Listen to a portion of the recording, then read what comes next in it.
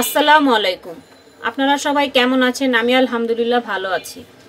আমি আজকে আপনাদের খুব উপকারী একটা জিনিস বানিয়ে দেখাবো। এজন্য আদা প্রথমে ধুয়ে ভালো করে পরিষ্কার করে নিয়ে আমি ব্লেন্ডার করে নিছি। এখানে আখের গুড় নিয়ে নিছি।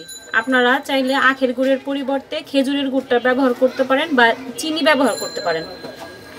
এখানে 5 ফোড়ন নিয়ে নিছি আর শুকনা মরিচ নিয়ে নিছি। শুকনা মরিচটা ভেজে আমি একটু গুঁড়ো করে নিছি। 2টা শুকনা মরিচ নিয়ে নিছি আর 1 চামচ 5 ফোড়নটা আমি একটু ভেজে নিছি। চুলায় আমি একটি ফ্রাই প্যান বসিয়ে দিলাম আর সেই গুড়গুলো আমি দিয়ে দিতেছি। আর এখানে আমি 2টা তেজপাতা নিয়ে নিছি, তেজপাতাটাও দিয়ে দিলাম। আমি এখানে হাফ চামচ মরিচের গুঁড়া দিয়ে দিলাম, হাফ চামচ লবণ দিয়ে দিতেছি। গুড়টা আমার ভালো করে গলিয়ে নিতে হবে। এখন কিন্তু সিজন চেঞ্জ হইতেছে, একটু একটু শীত পড়তেছে আর ঘরে ঘরে কিন্তু জ্বর সর্দি কাশি সবার কম বেশি কিন্তু হচ্ছে। তো এই সর্দি কাশিতে কিন্তু আমাদের আদা খাওয়া কিন্তু অনেক উপকার। তো আমরা আদা দিয়ে রং চা বানিয়ে খাই বা অনেকে আদা কুচি করেও কিন্তু আমরা খাই। আমি আজকে আদার আচার বানাবো।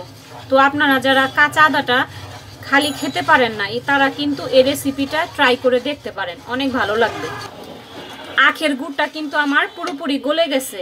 এখন আমি সেই আদা থেকে পরিমাণ মতো আদা আমি দিয়ে দিতেছি। আমি এখানে একটু সিরকা দিয়ে দিতেছি, এই 1 মুঠা সিরকা দিতেছি। আপনারাও সিরকাটা অবশ্যই দেওয়ার চেষ্টা করবেন, তা না হলে এটা বেশি দিন সংরক্ষণ করে রাখতে পারবেন না। আর এখানে সেই 5 ফোড়ন আর শুকনা মরিচের গুঁড়াটা দিয়ে দিলাম। অনবরত এখন নাড়তে হবে। এমন অনেকে আছেন যারা আমার চ্যানেলে রান্নার ভিডিওগুলো প্রতিদিন দেখেন কিন্তু এখনও আমার চ্যানেলটি সাবস্ক্রাইব করেননি। প্লিজ আমার চ্যানেলটি সাবস্ক্রাইব করে আমার পাশে থাকবেন। আর আমার রান্নাগুলো যদি আপনারা প্রতিদিন দেখতে চান তাহলে সাথে যে বেল বাটন আছে বেল বাটনটি অন করে রাখবেন। আমি যখনই রান্নার ভিডিও দিব আপনাদের কাছে নোটিফিকেশন চলে যাবে। আমি যেখানে চিলি ফ্লেক্স ব্যবহার করলাম, আপনারা চাইলে চিলি ফ্লেক্সটা স্কিপ করতে পারেন, কিন্তু আমার কাছে মনে হয় মিষ্টির সাথে একটু ঝাল ঝাল হলে খেতে খুব ভালো লাগবে। এটা কিন্তু অনবরত নাড়তে হবে। এক পর্যায়ে দেখা যাবে এরকম আঠালো হয়ে গেছে। আচারটা কিন্তু আমার প্যানের গা ছেড়ে ছেড়ে দিতেছে। আচারটা আমার প্রায় হয়ে গেছে। এটা আমার হয়ে গেছে, এখন আমি নামিয়ে ফেলব। আচারটা কিন্তু আমি অন্য একটি প্লেটে নিয়ে নিছি। এটা কিন্তু যথেষ্ট গরম। হালকা গরম থাকা অবস্থায় আমি ছোট ছোট করে বল বানিয়ে নিব। এটা কিন্তু যথেষ্ট গরম, এটা কিন্তু হাত দেওয়া যাচ্ছে না। তো হালকা হালকা গরম থাকতে থাকতে আপনাকে এরকম শেপ দিয়ে নিতে হবে। তো আমি গোল গোল শেপ দিয়ে নিতেছি। আপনারা যদি অন্য কোনো শেপ দিতে চান তো দিয়ে নেবেন।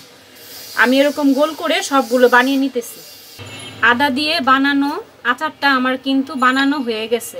এটা ঠান্ডা হওয়ার পর আমি এরকম গোল গোল বলের মতো শেপ দিয়ে বানিয়ে নিলাম। আপনারা চাইলে আপনাদের পছন্দ মতো শেপ দিয়ে বানিয়ে নেবেন।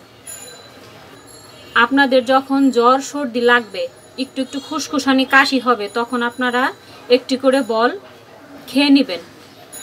এটা এতটাই উপকারী কি বলবো আপনাদের। এটা আপনারা একটু একটু করে বাচ্চাদেরও দিতে পারেন। আপনারা তো অনেক ধরনের আচার বানিয়ে খান, তো আমার মনে হয় না আদার আচারটা আপনারা কখনো বানিয়ে খেয়েছেন। তো একবার হলেও আমার এই আদার আচারটা আপনারা অবশ্যই বাসায় বানাবেন।